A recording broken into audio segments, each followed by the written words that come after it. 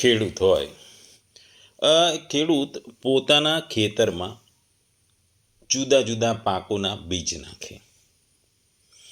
આ દરેક બીજ અલગ અલગ વનસ્પતિ કે અનેક પાકના હોય છે.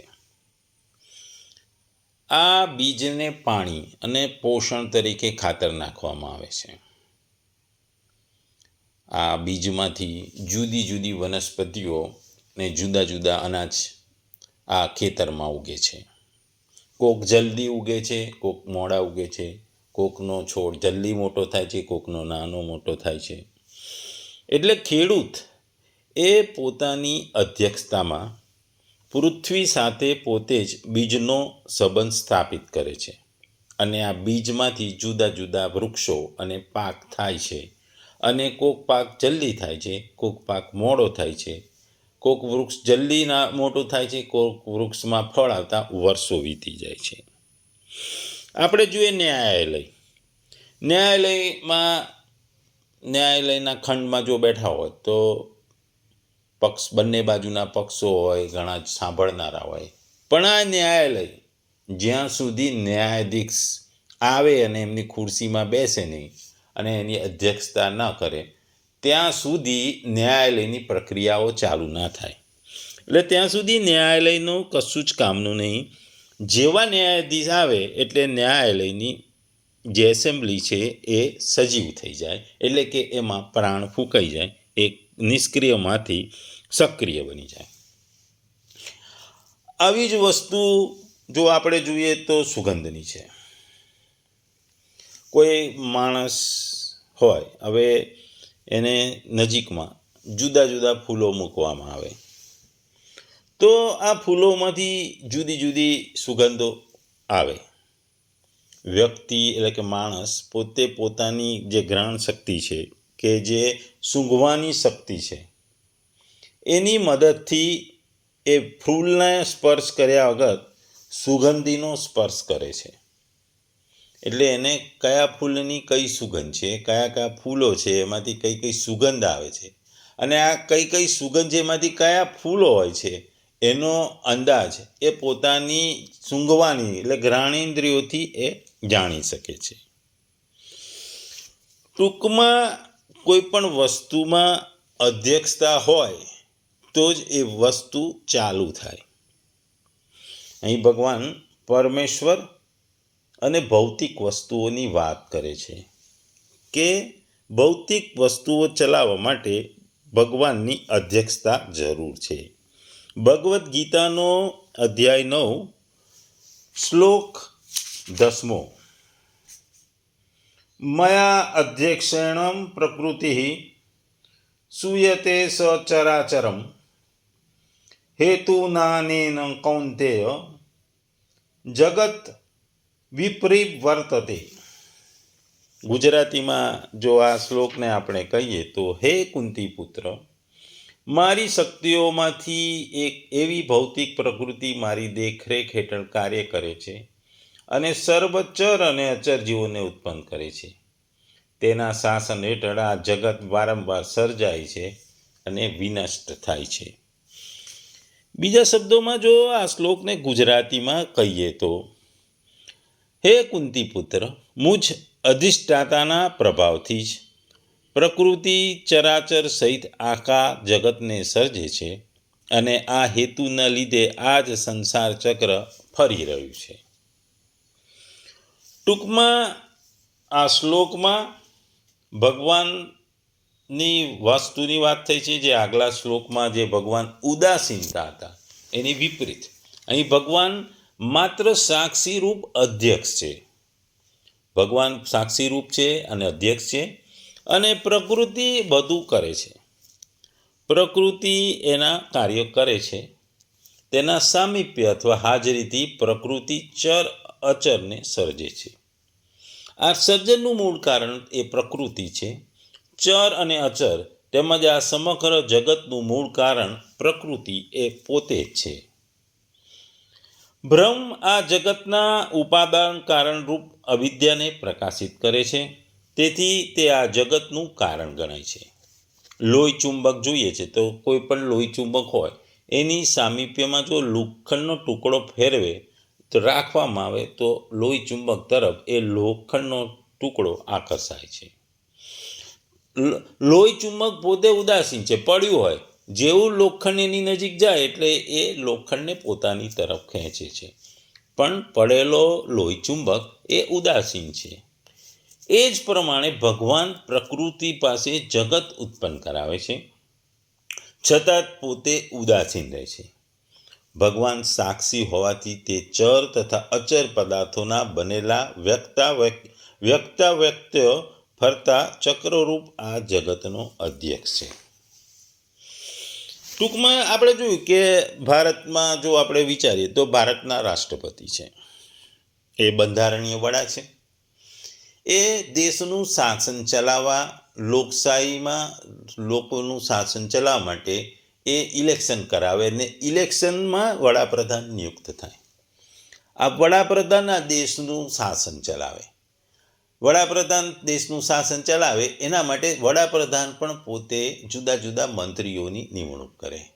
આ જુદા જુદા ખાતાના મંત્રીઓ પોતપોતાના વિભાગમાં કાર્ય કરે અને એમને મદદ કરવા જુદા જુદા અધિકારીઓ અને કર્મચારીઓ હોય છે. અહીં રાષ્ટ્રપતિ પોતે તો કોઈ કામ કરે નહીં, પણ એમની અધ્યક્ષતામાં એમના તાબા હેઠળ વડાપ્રધાનના શપથ થાય.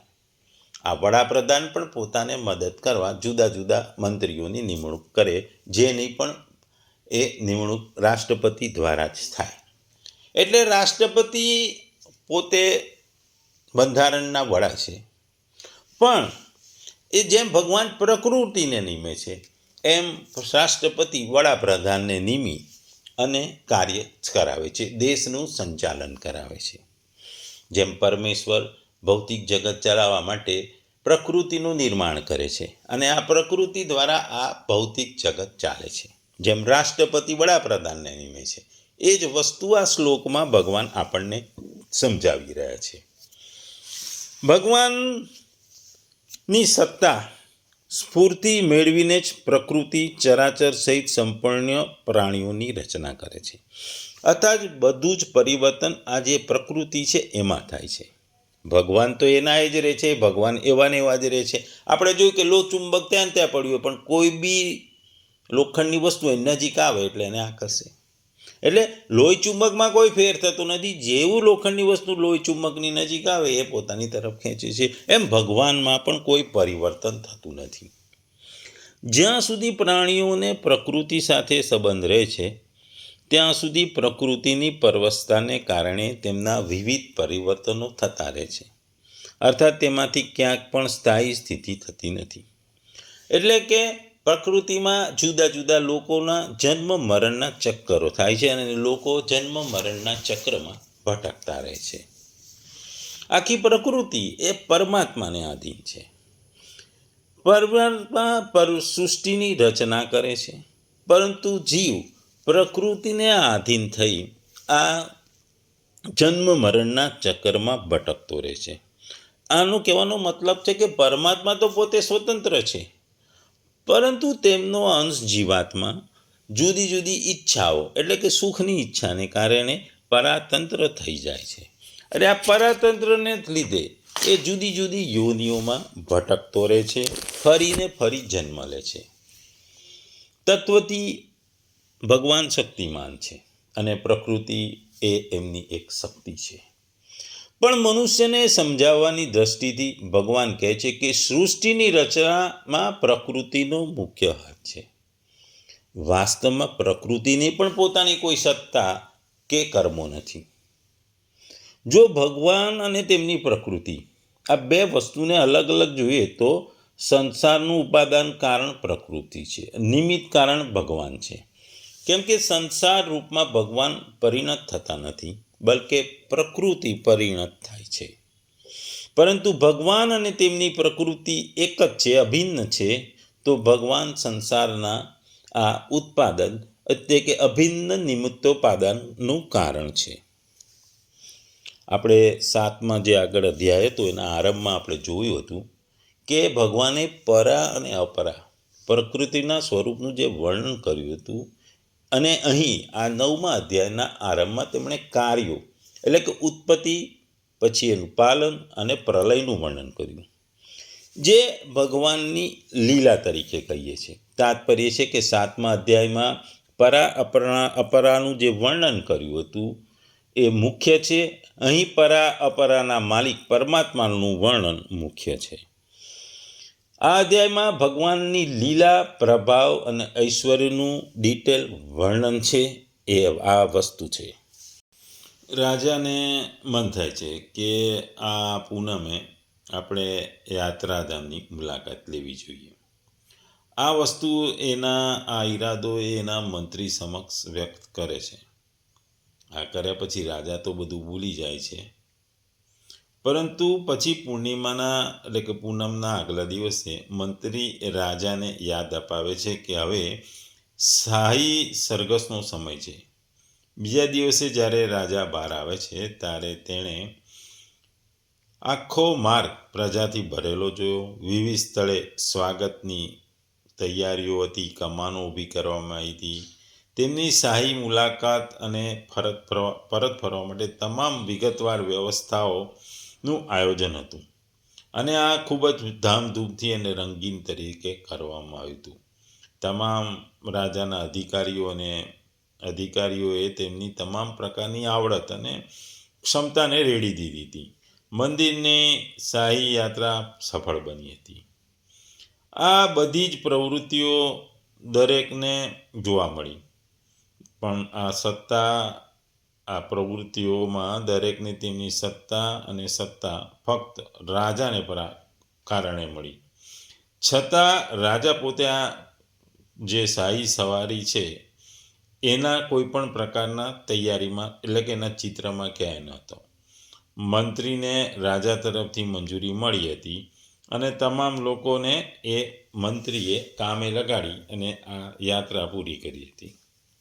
એવી જ રીતે આપણે જોઈએ છે કે ઘરમાં જાત જાતના ઇલેક્ટ્રોનિક્સ ઉપકરણો હોય, ટીવી હોય, ટેપ હોય, મિક્સચર હોય કે ગીઝર હોય, કોઈ પણ પ્રકારનું જે વીજળીનું તંત્ર હોય, વીજળી યંત્ર હોય, આ વીજળી યંત્ર એટલે મીન્સ આ તમામ વીજળીથી ચાલતા મશીનો જાતે તો કામ કરે નહીં, કારણ કે આમાં વીજળી વગર એમનું કોઈ સામર્થ્ય નથી.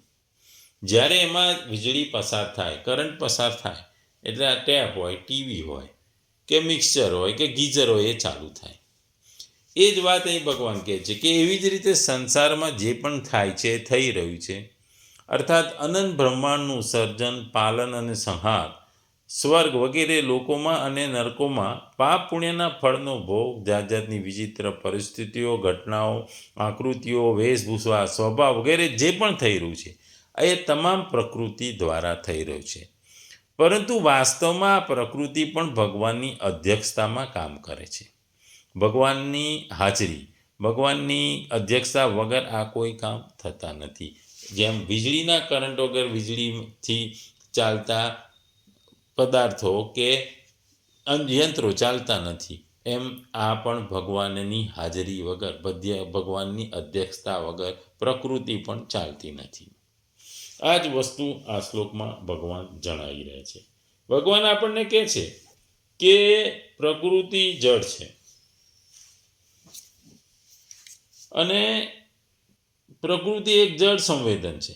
પરમાત્મા ચેતના છે. પરમાત્માની હાજરી એટલે કે તાત્કાલિક હાજરીથી પ્રકૃતિ સમગ્ર બ્રહ્માંડને રચે છે, એનું નિર્માણ કરે છે, અને આ પ્રકૃતિને કારણે જ સંસાર ચાલે છે. પણ પ્રકૃતિ ભગવાનની હાજરી વગર કે એના વગર કંઈ કરી શકતો નથી. આપણે ભણતા હતા ત્યારે થિયોરી ઓફ ઇવોલ્યુશન, જે ડાર્વિનનો ઉત્ક્રાંતિનો સિદ્ધાંત વાંચતા હતા, એમાં એવું કહેવામાં આવતું કે માણસ પહેલાં આવો હતો, ધીરે ધીરે એ રૂપાંતરિત કરી અને મનુષ્ય બન્યો. એટલે ઘણી વખત કે વાંદરામાંથી કે મોટા ગોરીલામાંથી ધીરે ધીરે રૂપાંતરિત થઈને મનુષ્ય બન્યો. પણ આપણા આ ગીતામાં ભગવાને આપણને જુદી જ વસ્તુ સમજાય છે, અને આપણે પણ જે ડાર્વિનનો ઉત્ક્રાંતિ, થિયરી ઓફ ઇવોલ્યુશનનું આપણે કોઈ પણ સ્ટેજની વસ્તુ જોઈ નથી.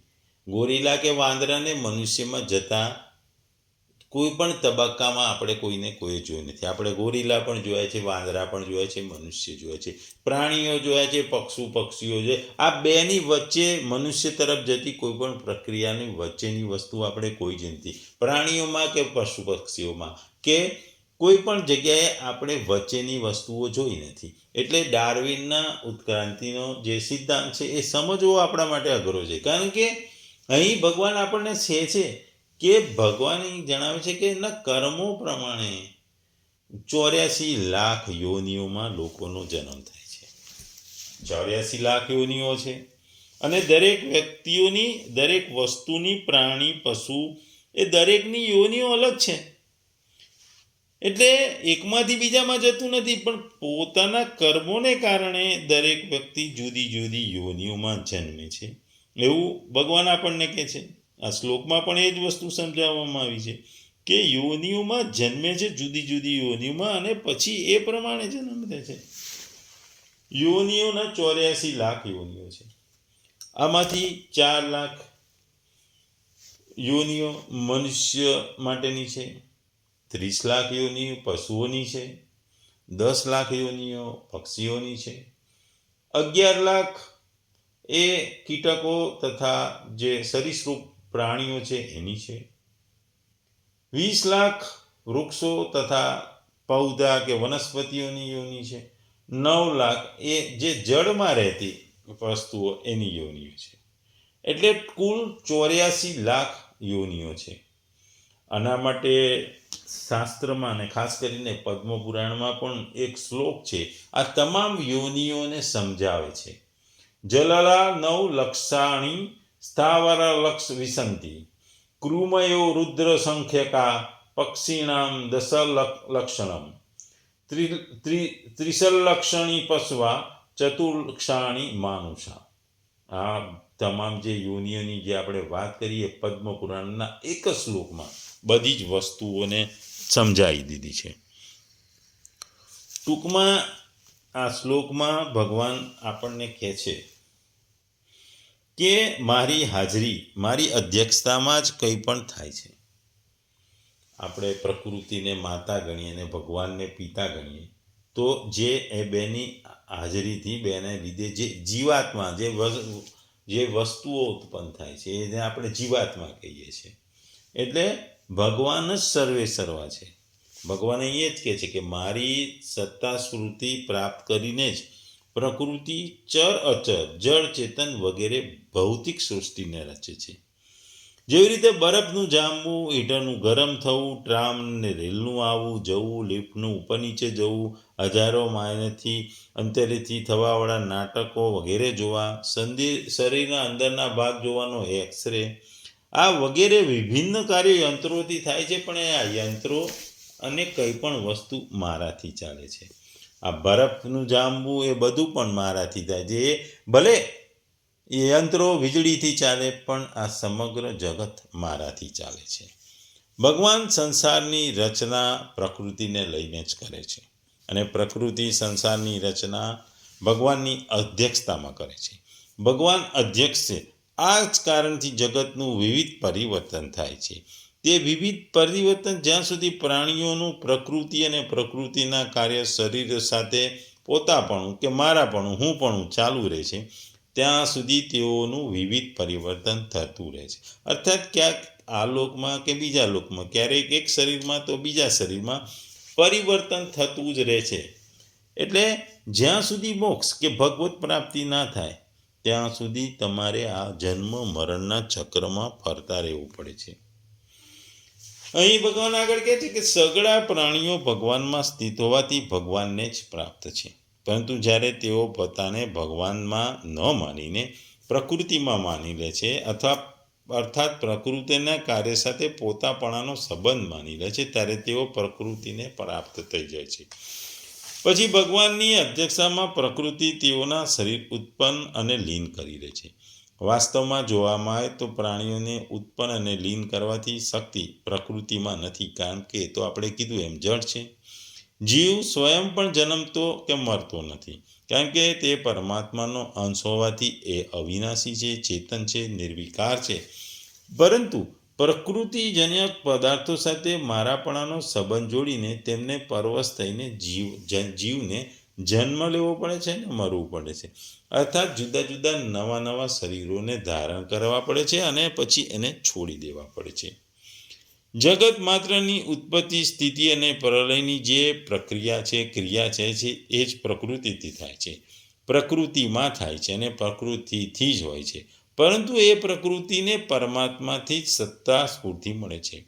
પરમાત્માથી સત્તા સ્ફૂર્તિ મળવા છતાં પણ પરમાત્મામાં કર્તૃત્વ નથી આવતું. જેવી રીતે સૂર્યના પ્રકાશમાં બધા પ્રાણીઓ કર્મો કરે છે અને તેઓ કર્મોમાં વિહિત અને નિશ્ચિત બધી જ જાતની ક્રિયાઓ થાય છે.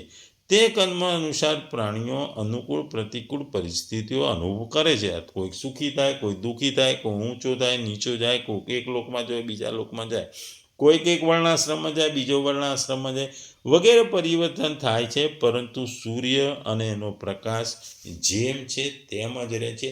એના ઉપર આ પ્રકૃતિમાં થતી પ્રક્રિયાઓની કોઈ અસર થતી નથી. પ્રકૃતિની થતી ઊંચ નીચ, આગળ પાછળ ના કારણે સૂર્ય કે એના પ્રકાશમાં કોઈ પણ જાતનો ફેર પડતો નથી. ટૂંકમાં પ્રકૃતિ પરમાત્માને આધીન છે અને પરમાત્માને આધીન રહીને જ એ સૃષ્ટિની રચના કરે છે અને જીવ પ્રકૃતિને આધીન થઈ જન્મ મરણના ચક્કરમાં પડે છે.